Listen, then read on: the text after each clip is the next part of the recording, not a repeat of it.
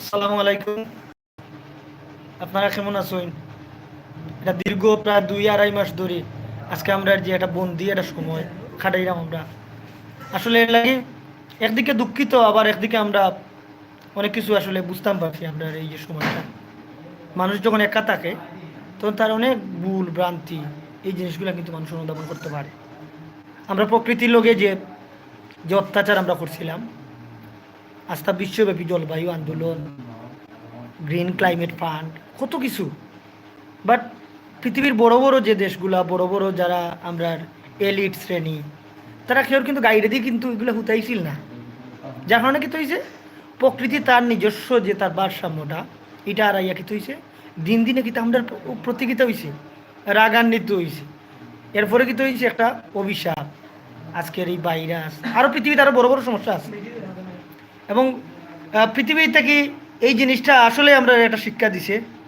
আর শুনছিলাম কোন দেশের পেঙ্গুইনরা নিজেরা কীটা হয়েছে, তারা উঠিয়ে আসছে, তারা আনন্দ করে, প্রকৃতি আনন্দ করে, আর মানুষ কান্দের। এটাই একদিন হবে, একদিন হবে আমরা জানতাম।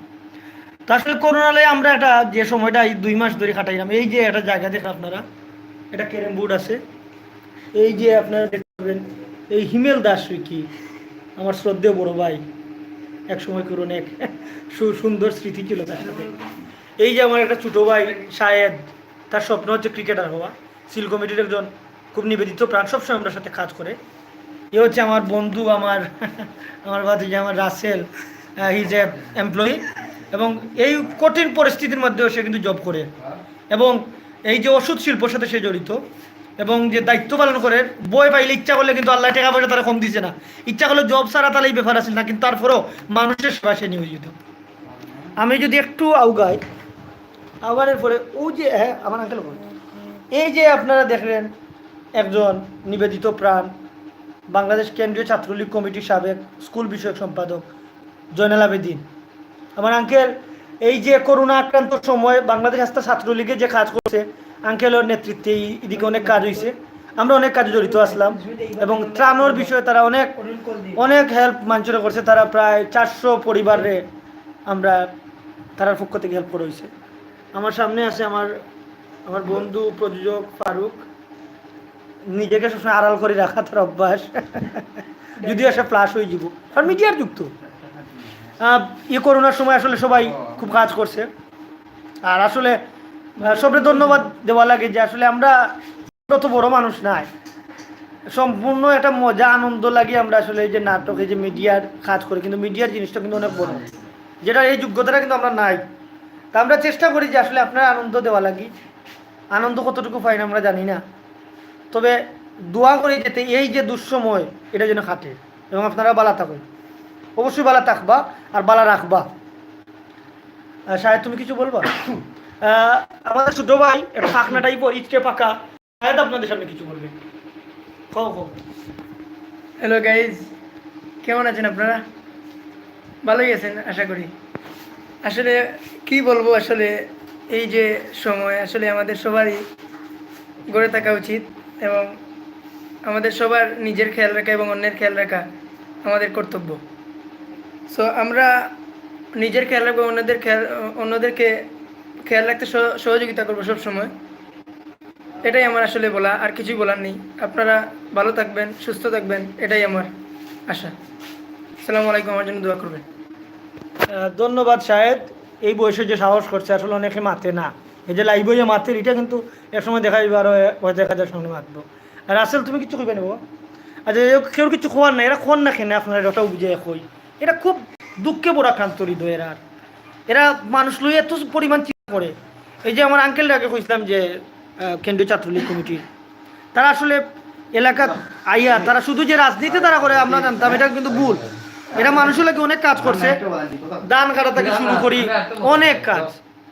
আর বিশেষ করে এই যে আমরা দর্শকরা আজকে কিন্তু আমরা এই যে অনলাইন টাকায় আসলে আমরা অনেক সময়টা কিন্তু খুব সুন্দর গেছে। ধন্যবাদ দিতাম চাই আমি সামাজিক যোগাযোগ মাধ্যমে, মানুষ যে হারে সচেতন হয়েছে এই বিষয়টা নিয়ে। আজকে শুনছি আমরা একজন প্রবীণ নেতা শফিউল আলম নাদেল ভাই করোনা আক্রান্ত, এগুলো বইয়ের কিচ্ছু নাই, বড় মানুষ মানুষের সাথে মিশবো, এগুলো হইতেই পারে, তবে করোনার বই কিচ্ছু নাই। ইনশাল্লাহ আমরা সচেতন থাকতাম। আর এই যে যে জায়গায় আমরা বইরাম, আমরা আসলে এলাকাতেই বারোই না, আমরা আমরা একটা নির্দিষ্ট একটা এরিয়ার মাঝে আমরা কিন্তু সময়টা পাস করতাম। ফারুক আপনাদের সামনে কিছু বমি করতে চায়। না, আমি কোথাও বমি করাত নাই। আমি আসলে সবরও হই আপনারা এই বিশেষ করে এই করোনা আক্রান্ত, আসলে বাংলাদেশে প্রচুর পরিমাণ করোনা আক্রান্ত হইতেছে। তো আপনারা যে যেখানেও থাকুন মানে সুস্থ থাকুন, এটাই আমার এই প্রত্যাশা। প্লাস আপনারা যদি গোটাকে একান্ত প্রয়োজনে যদি বারণই লাগে, অবশ্যই আপনারা মাস্ক ব্যবহার করবা, যত ধরনের মনে করুন এই ভাইরাসটা যাতে শরীরে না আক্রান্ত হয় ওই জিনিসগুলো আপনারা ইউজ করবা। আর বেশি বেশি মনে করেন প্রোটিন জাতীয় খাইবা, আর সবসময় সেফ থাকবা। আর মানুষ জনসংখ্যা যেখানে বেশি গমন না করা উচিত।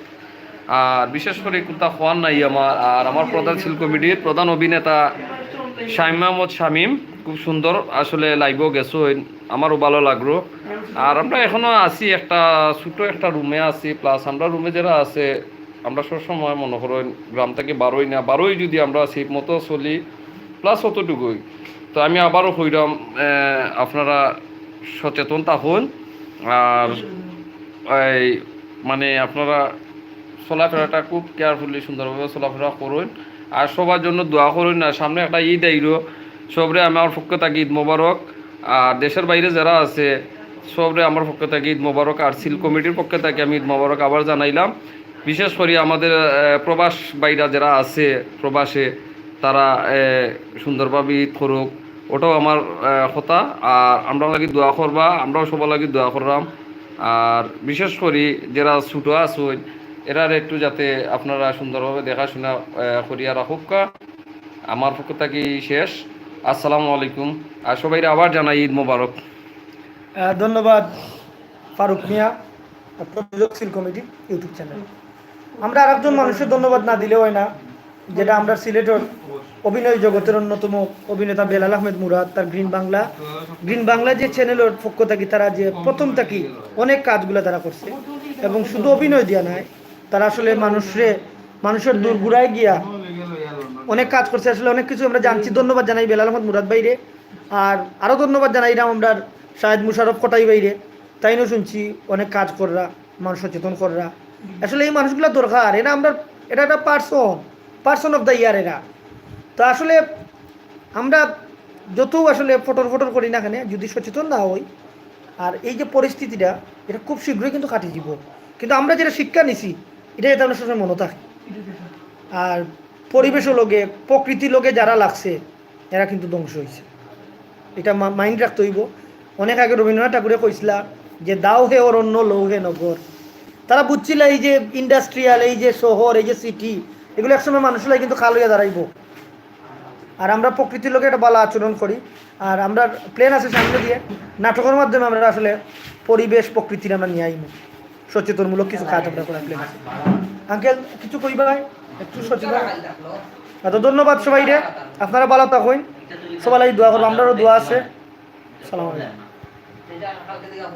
পাবলিশ করে